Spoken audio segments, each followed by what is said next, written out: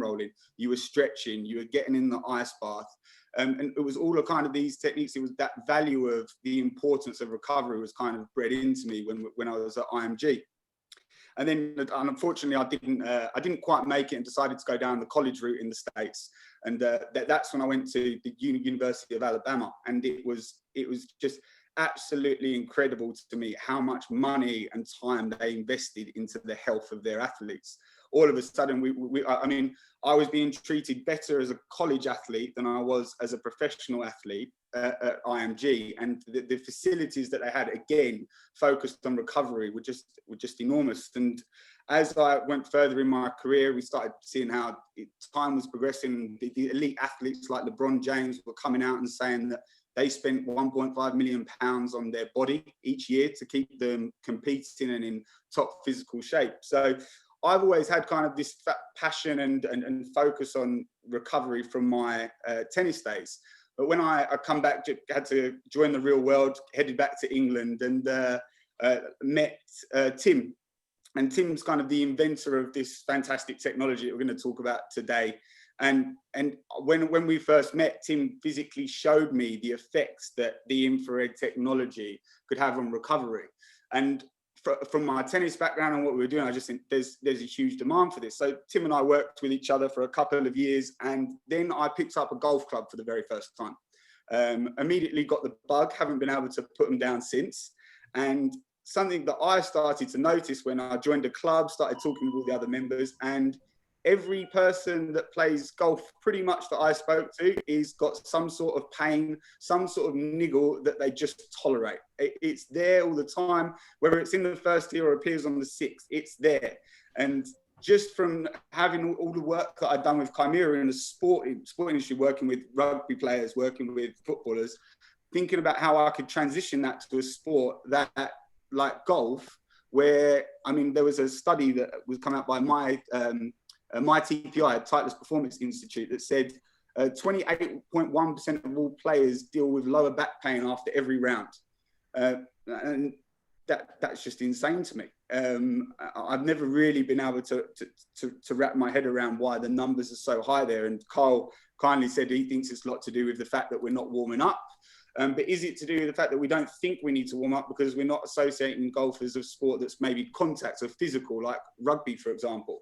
But then when you look at the study that just come out by Golf Monthly that was saying that golf is actually more dangerous than rugby when you're looking at the amount of people playing with injuries. So Tim and myself have just kind of been trying to speak about the importance of recovery to the golfing world, and try and get people that are actually playing in pain and discomfort to trial the garments and see that there's actually new technologies out there that can help you and that can actually help alleviate pain. And I'm very lucky that I can see lots of familiar faces on this call that have actually trialed the garments and experienced it for themselves. But I thought maybe before, for those of you maybe may not have heard the podcast, I thought we could talk about how, well, first of all, how Tim come up with a fantastic idea, but then second of all, how the technology actually works, because I appreciate it's a lot to digest. So Tim, if you're willing to jump in now and explain kind of how it works, how you come up with the idea, that'd be great. Really. Hello, everyone. So for the benefit of those that haven't had a chance to listen to the podcast that Mike and I did with Carl a little while back, and hopefully some new insight for those that did tune in. The idea for what became Kymira first entered my life when I was a 200-meter sprinter. I'd just broken into the international under-18s competition stream. I'd done one international meet, and then I busted my left knee. And I was trying to find a way to accelerate my rehab. And back then, you know, we had compression. And like today, the data that was coming in clinically on the applications using compression were very hit and miss. You know, one paper came out saying that there was a positive effect, another one came out saying there was no effect, and then a third one came out saying that there were detrimental effects of it. So I was not swayed by that. And it was around about the time that magnetism was starting to sort of take off, which again didn't have enough clinical evidence for me. And through some sort of investigation, I eventually found a NASA research paper which was showing how infrared light was being used to make tomatoes grow quicker on the International Space Station. And I don't know if many people would make the jump that I made, but as a budding young biochemist, I thought, well, if it can make plant cells grow quicker, I wonder if it'll do the same for animal cells, and that might heal my knee quicker. And lo and behold, after a bit more investigation, there was some really cutting edge research going on in the US and also out in Japan, looking into the effects of infrared for wound healing, and that sort of started me off on a bit of an academic pathway. Fast forward 5 years to me finishing my undergrad, and I was left with a dilemma. I wanted to use the technology that I've been working on that's in all of our Kymira products today for helping large surface area burn victims to heal wounds quicker. But I needed very deep pockets to fund all of the clinical research that I needed to go through the regulatory hurdles, and I had no idea how I'd find that cash. So I ended up turning down the PhD offer because I was worried it would get stuck in a lab. And the basically conclusion to the story of what became Kymira was that I cottoned on, having experienced the benefits myself, that there was a real opportunity with athletes and performance sports, and that could, because it was in a non-regulated market, could mean that with the initial clinical data I had back then, I think it was 5 clinical trials, I could enter with products, we could start selling them, and then we could reinvest the revenue of that into the medical products. So as of 2017, our range has been medically certified in Europe, the US, Canada, South Korea, Australasia, South Africa, pretty much covering most of the world. And importantly, we are helping many of you that I can see here. And we've got a few ringers snuck in on the call, but also importantly on the medical side, our products really are changing people's lives around the world now, which is ultimately why I started this. So Mike and I sort of very much want this to be an interactive session. So if anyone has any questions, then please do ask away. But I'll, if it's all right with you, Carl, I guess that's sort of what brought us to starting Kymira. If I now describe how the infrared works, perhaps. Yeah, absolutely. I think yeah.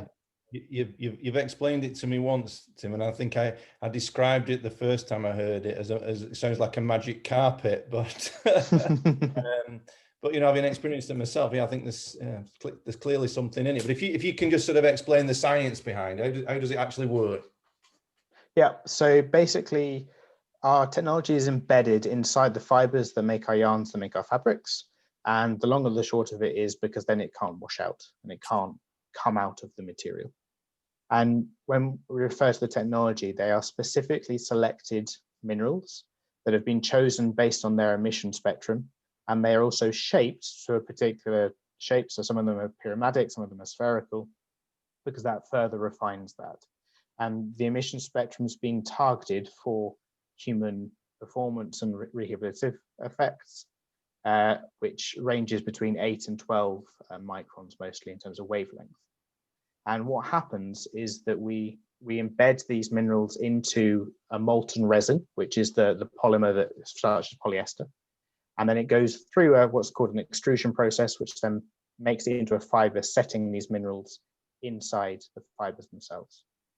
And what they do is going back to a bit of chemistry 101, if everyone can sort of picture what a sort of GCSE level atom looks like, the minerals absorb one wavelength of light, so for example, visible light, and that hits an electron in the atom and it causes it to excite to a higher energy state. Now, this is an unstable form for that molecule, which means that the electron moves back down in energy state to stabilize, and in doing so, it discharges the infrared within the targeted frequency that we're looking for. That infrared then penetrates into the wearer's muscles, roughly 4 centimeters, and induces a number of different biochemical reactions, which then have a sort of peripheral effect as the blood carries the sort of chemical respondents down to sort of another 2 or 3 centimeters. So you can get a really deep sort of penetrative effect into even big muscles like the quads and the glutes. the big effects that we observe are an increase in circulation, which is the one that Mike sort of said that I brought out the microscope and I gave him a demo the first time we met. There's an increase in tissue oxygen levels, which if you compare sitting in a pair of Kymira products versus sitting in a normal compression type, for example, you'll see 20% increases in your tissue oxygen levels compared to a wider range of control compression garments. There's a pain relief response, which is actually activating the same metabolic pathway as taking an opiate.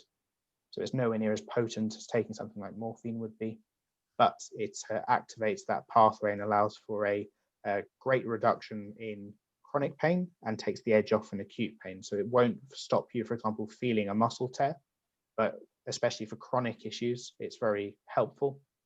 There's an effect that helps with muscle sort of plasticity, which is why we see improvements in mobility. And going back to Mike's stat earlier about the number of golfers that end around either stiff and or in pain, that's two of the big areas that we see. So that's the pain relief, it's the muscle elasticity, and then it's finally, it's sort of bringing in that sort of circulation to sort of tie everything together. And then the final benefit, which I'm talking on the biological side rather than the benefits at the moment, is the accelerated rate of cellular growth, repair and replication. So that ties back into my academic research, which kind of brings us full circle, I guess. Anybody got anything they want to ask Mike or Tim? Can you hear me? Am I on? Yeah. Do you wear these when we play, or do you wear them as a recovery aid after we play? So our recommendation is to wear it half an hour before you start, which allows for all of the different biochemical reactions to have built up so that you effectively sort of do a warm up with the garment. Wear it during. And Mike's actually getting some quite interesting data sets now looking into the effect of a golfer in the latter half of their round and looking into fatigue, pain, stiffness when wearing Kymira versus not. And then ideally, you're wearing it as a recovery aid as well. I'm often asked what's the most important phase to use Kymira in. And if you have to pick one, I would argue that using it during a round is the most important, very closely followed by the using it as a recovery tool.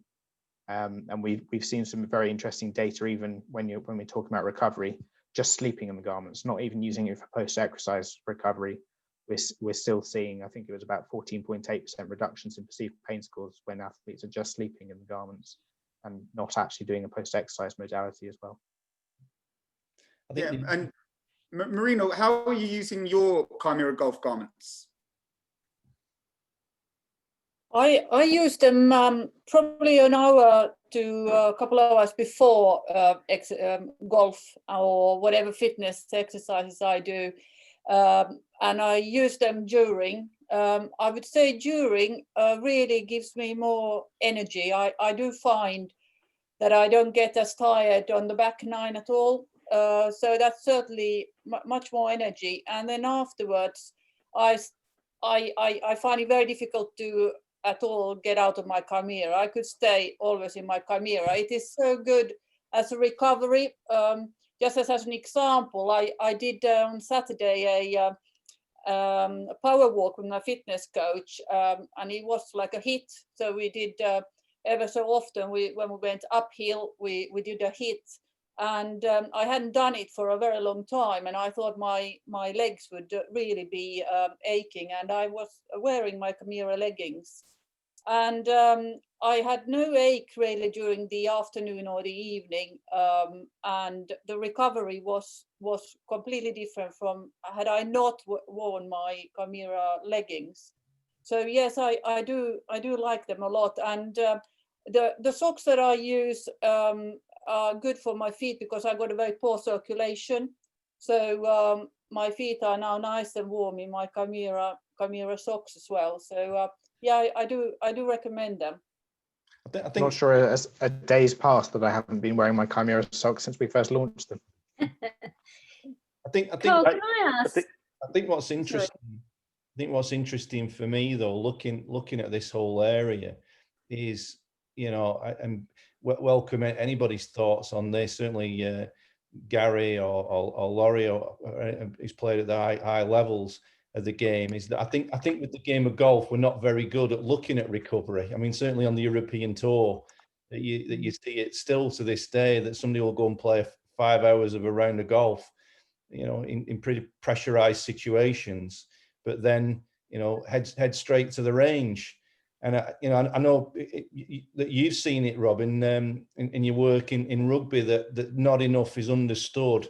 We keep hearing it in other sports about, working hard and training hard, but if you look back to the 1970s, some of the stuff Mike Mensah was talking about the need for recovery, and I just think it's just been an area that's been underutilized and not looked at enough. Truly. Yeah, I think in professional sport, especially when rugby turned professional, they just thought it meant more time to train. and they didn't, it actually, what we wanted was more time to recover. As in the strength and conditioning department, we were saying, look, we've got this time to back off, not push. And I'm still, around some of the coaches that are still involved. I've been out of the game a while, but they're still at it. They're still push.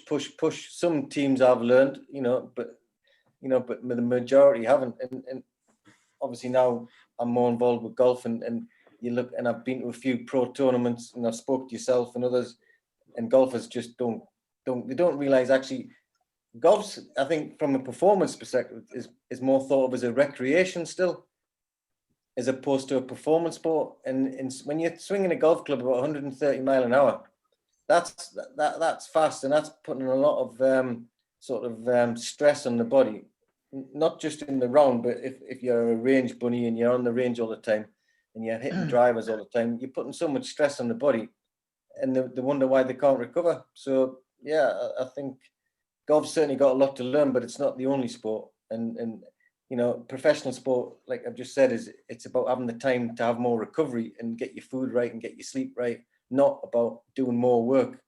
Most of the amateurs actually are working as hard as professionals just to try and get, but then they face the burnout, but then hopefully they'll get into the professional ranks, but they still face it because the coaches won't back off. Everybody wants their piece, But I still think in golf, there's this primary idea that to be successful, it's about work, as in time put into it, the number of balls that you hit and things like that. And certainly with a number of players over the last few years, it's been an interesting exploration. If you look at a European Tour event that starts on a Thursday, you turn up after some travel, and you've got Tuesday and Wednesday, and it's so easy to overdo the Tuesdays and Wednesdays. And when do you want to be at your best? Well, Saturday and Sunday, and it's very, very easy to misapply the sort of work ethic.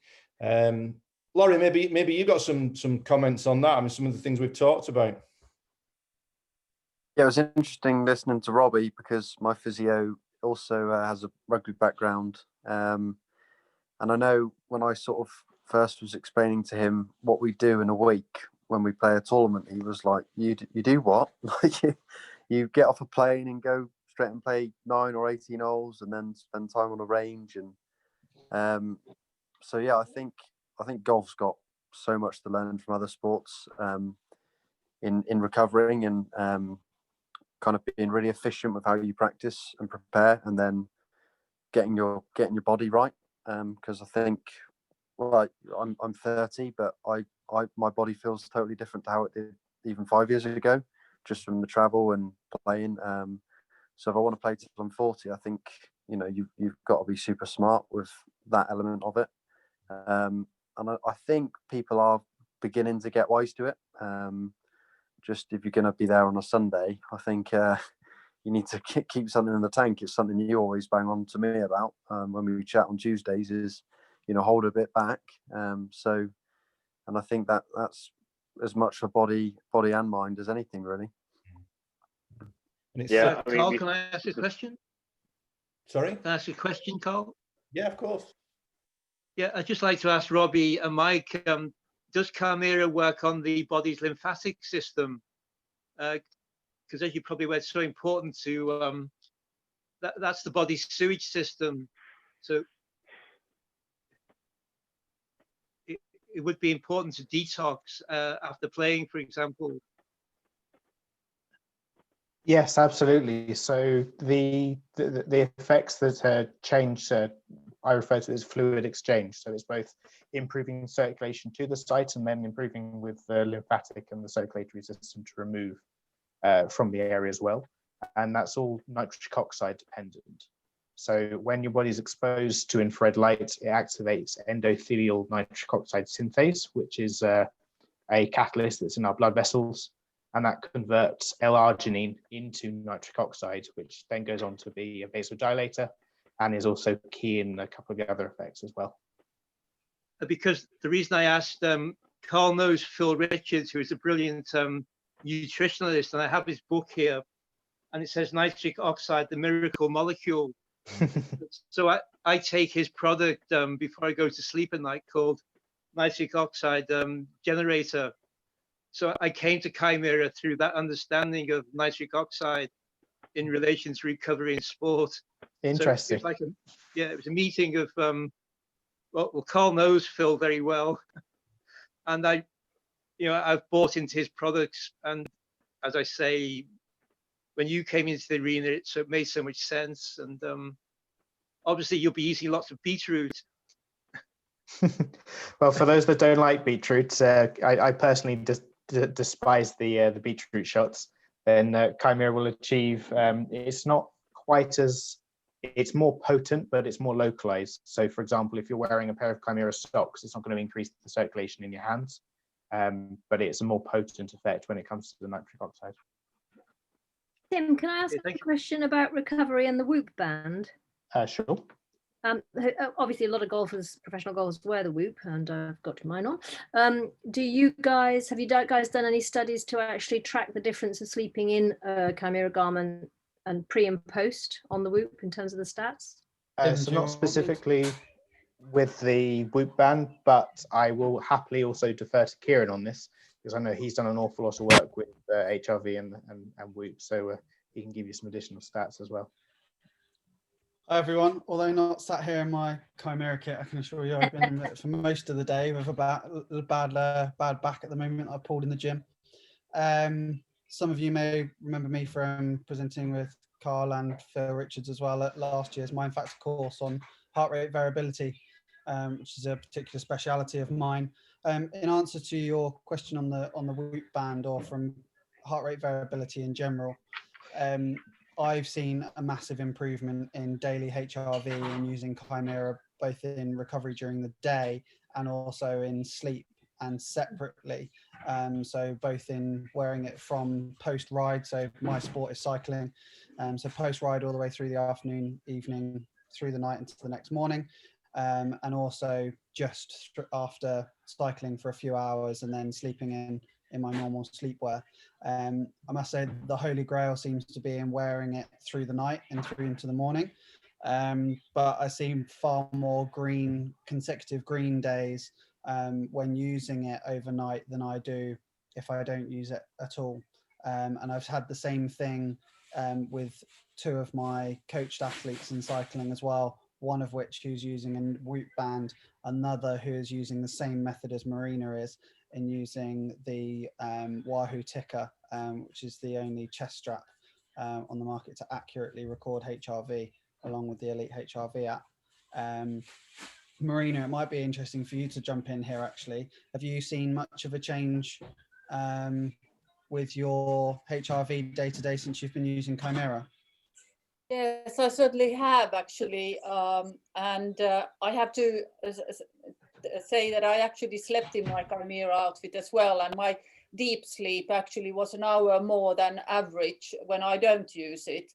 And I think Tim had actually some sort of experiment from America that sort of confirmed the same data, that it does make a big difference in the quality of sleep. Yeah, so I was actually pulling up those exact stats as you said that, Marina. So thank you for setting me up. So the study that Marina was referring to was conducted by the University of Texas. Now it wasn't a clinically controlled study because it was they paid for the kit and it was with their actual athletes.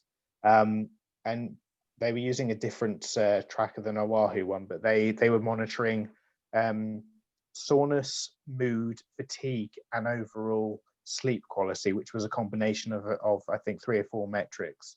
And it was quite thoroughly done. So they had a 2-week acclimatization period, because it was as the athletes returned at the beginning of their season. Then they had a 2-week control fit period, and then they used the fatigue science sleep bands during that control period to monitor, and subjective athlete questionnaires to get these other elements such as their mood and soreness scores. And then they did a 2-week period using the Kymira products only during sleep. And I'll be honest, and when they told me that they weren't going to actually recover post-exercise in it, they were just going to use it as a sleep modality, I thought, oh God, I hope it still works as well, because we've not had someone that has been assessing perceived pain and everything outside of just the direct sleep metrics, using it for such a niche application. But they saw a overall 13.6% reduction in soreness, which was a p-value of 0.051, a 10.5% improvement in mood, which was a p-value of 0.005, a 15.8% reduction in fatigue, which was a p-value of 0.01, and a 15.9% improvement in overall sleep quality. And it's quite interesting with those sleep scores, we've actually now got coaches that are programming the use of Kymira to sleep in on some nights, and then the withdrawal of Kymira as a sleep aid on other nights. So when you're looking to encourage more muscular recovery, coaches are encouraging athletes to sleep in it. And then for days where more neural recovery is needed, they're saying to not sleep in the garments and focus on getting an increased REM sleep instead. Just to close on recovery and the Whoop band and HRV in general, using Kymira, if you think HRV is the measure of the division between the autonomic nervous systems, so whether you're sympathetic, so i.e. your fight flight response and how active that is, versus your parasympathetic, your rest and digest response.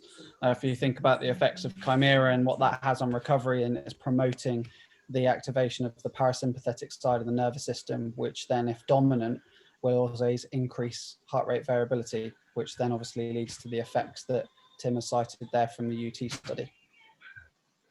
Interesting. Mike, Thank you. Can I ask a question? Sorry? I'd just like to ask, is there any research on the steroid hormones that are enhanced through wearing the products? Because I know as we get older, the steroid hormones can actually fall off the cliff, so to speak. So I know that if there's too much cortisol in the body, the testosterone is compromised.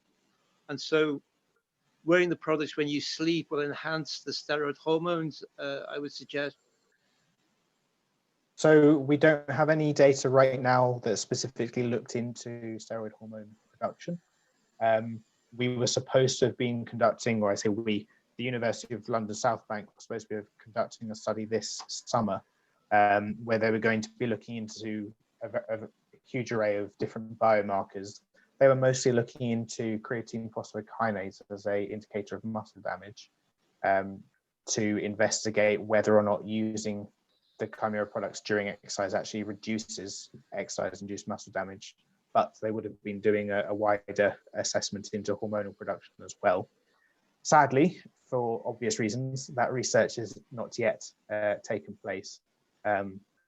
So I can't say clinically right now whether or not there's going to have been a great effect in things like testosterone production right now. Mike? It was just a... Sorry. Sorry, Mike. The other Mike. Go ahead. Mike, I'm conscious of everybody's time. If you want to just sort of round up, I know if anybody wants to, any of the Mind Factor coaches, anybody on the call wanted to test any of the products out, you've got there's some opportunities there of where they can go and have a look at it. Yep, absolutely. So I'll fire over some details over to you if you wouldn't mind sharing that with everyone that's present. Just about a special offer on all of the products so that you can actually sample the technology for yourself. What motivates us at the moment is the fact that we know that we can help so many people out there that are currently playing in pain. And the more people's hands we get at the technology into, the Marina's had the reaction. The perfect reaction is she's benefited from the technology. She wants to wear it all the time, and now she's recommending to other people that are also feeling the benefits. And that's kind of what we're trying to build. Because if we can keep everyone out if we can keep 10% of golfers out on the course for longer and enjoying the sport more, free from injury, then that's what's really going to make us happy. So we've got some sort of something in place that hopefully you can trial a garment, sample the technology for yourself, and see if there's if we can build a partnership between the brand and yourselves moving forward. Brilliant. Well, I hope everybody's enjoyed. I certainly find it a really fascinating area to look at. And as we've said, I think recovery has been underplayed, underutilized, and under-researched. And you know, the one thing we've got to protect is the way that we feel. If you're all keen, let me know if you want me to do some more of these in the weeks ahead. Get the coaches together again. If anybody's got any ideas of any subjects that we want covering, or anything you want me to sort of invite on, guests that you want me to invite on, I'll try and look into that. I know Vin's here tonight. We've done the same with the mindfulness groups over the past couple of weeks, and I think through the dark winter months ahead, it'd be nice to just get together and share some of the ideas that hopefully we've done tonight. Thanks for everybody for turning up. Just keep your eye out this week for the Brain Booster podcast, because I managed to get Graham on there, Graham McDowell, and he was very honest and very open, and some real interesting insights about how he's been able to sort of deal with some of the most intense pressure you could get as a golfer, Ryder Cup winning putts and US Open victories and things like that. So I think you'll find that podcast interesting. But that's the main thing. Thanks for joining us tonight. I know you found it useful. I hope you found it interesting. I'll send the details out if you want to have a look at any of the products. There's a really good range, gloves and tops and all the rest of it. But stay safe, everybody, and hopefully we'll see you all again pretty soon. Thanks, Carl. Thanks, Carl. Thanks, everyone. Thanks, guys. Anytime. Thanks, Carl. Thank you. Bye. Carl, thanks, everyone. Bye. Bye. Bye. Thanks, everybody.